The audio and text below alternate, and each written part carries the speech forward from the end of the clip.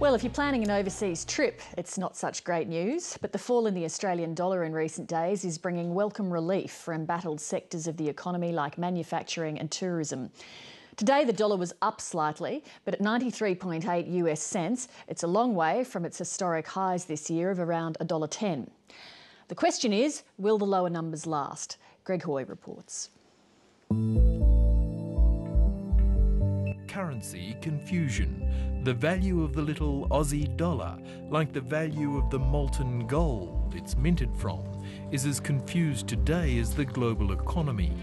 Both have soared to historic highs before most recently seeing a substantial correction as global funds flood into the safe haven of US Treasury bonds. Right now, it's all about fear. That flood of money into US Treasuries has been financed by a flood of money out of everything else, out of equities, out of commodities, and in this case, out of the Australian dollar. The Aussie dollar peaked at $1.10 against the US currency just 2 months ago, so it has been a wild ride down, losing 15 cents in just 2 months.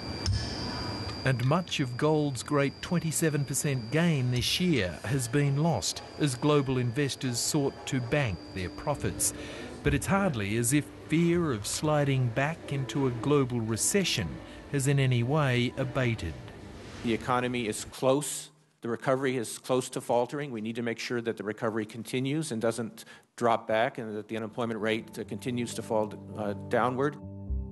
The Australian dollar had slumped yesterday as the Reserve Bank governor suggested uncertainty was increasing over Europe's sovereign debt and banking problems, before rebounding a little today on slightly better than expected retail figures, plus the pledge that Europe will not abandon Greece and its bankers to collapse under the weight of their overwhelming debt problems. Solidarity is cheaper for us than going alone again. Going alone is no longer the way to the future. That's my firm belief.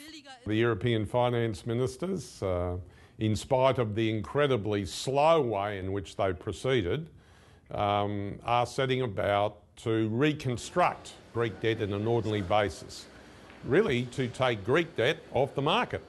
Hopefully it will be operating by the end of this month.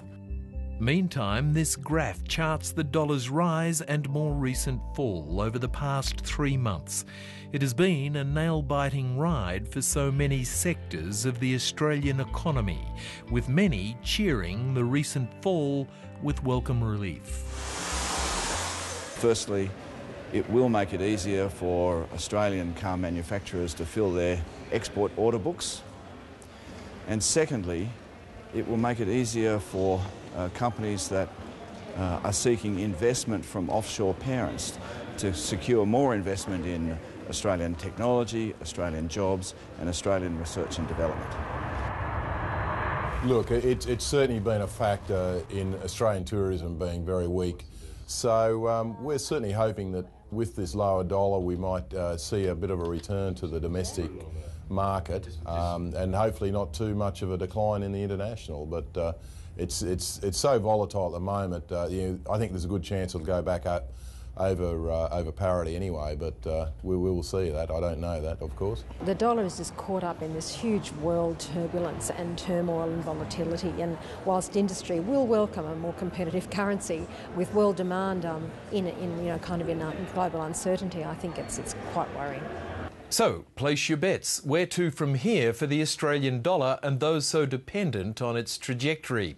Not surprisingly, in the current climate of confusion and fear, forecasts vary greatly.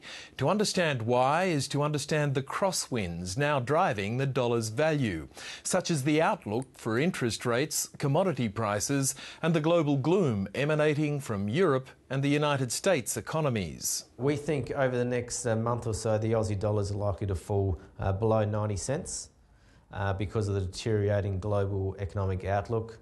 But as things stabilise in Europe, particularly if the Greece situation can be resolved, then I think the Aussie dollar will trend higher, probably towards parity by the end of the year. From a business planning point of view, I don't think business would want to start planning on the fact that the Australian dollar is going to be below 90 cents, for example. I think it needs to assume that, you know, we're going to have a relatively strong dollar in the foreseeable future.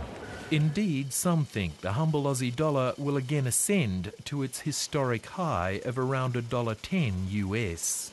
The Australian dollar will begin to bounce once this period of fear has finally been concluded.